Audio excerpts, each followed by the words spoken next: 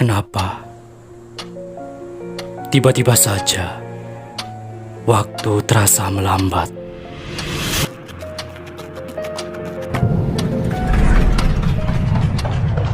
Rasanya beban tubuhku seakan-akan menghilang dan pikiranku perlahan memudar.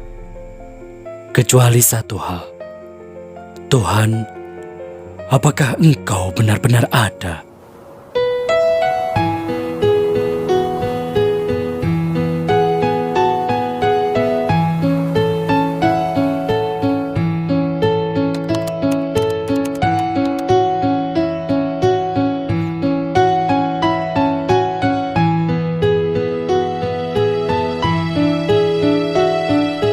Proklamasi.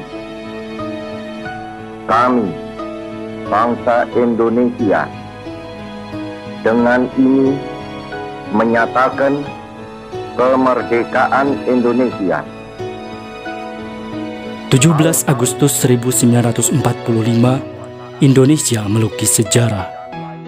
Perjuangan yang dibayar dengan darah dan air mata akhirnya mampu membuahkan hasil yang buahnya dapat kita rasakan hingga saat ini.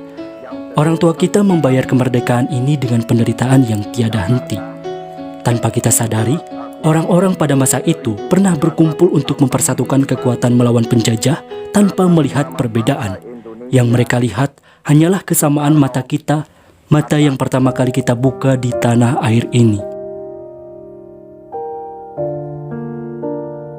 Tapi, matahari kebahagiaan yang baru saja bersinar, nasi pun masih belum jadi bubur.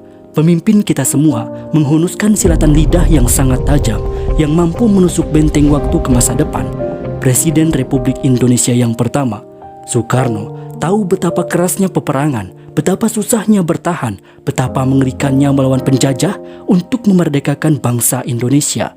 Pada tanggal 10 November 1961 lah, Soekarno mulai menyadari bahwa perjuangannya melawan penjajah ternyata lebih mudah dibanding perjuangan kita dalam menghadapi bangsa kita sendiri.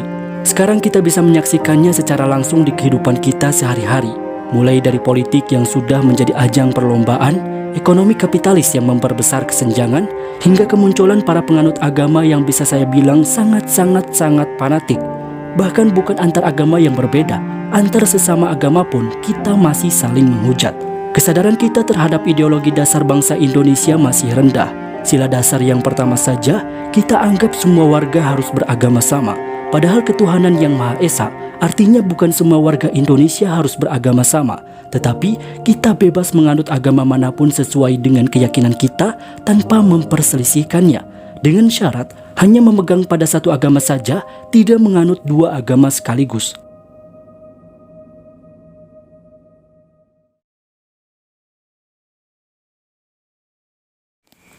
Jadi gini, Bapak sendiri lebih suka membahas masalah konspirasi daripada memperdebatkan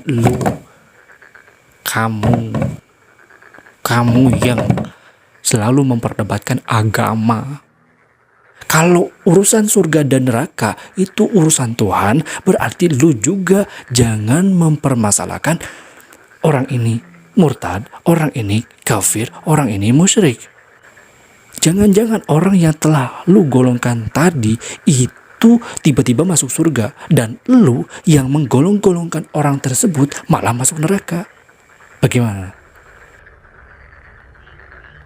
Ya, jadi itu.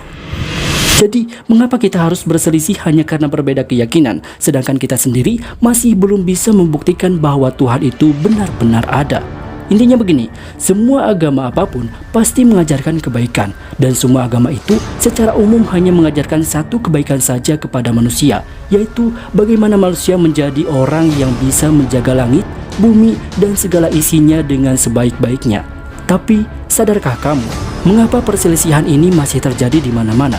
Para penganut agama dibuat seakan-akan seperti buih di lautan.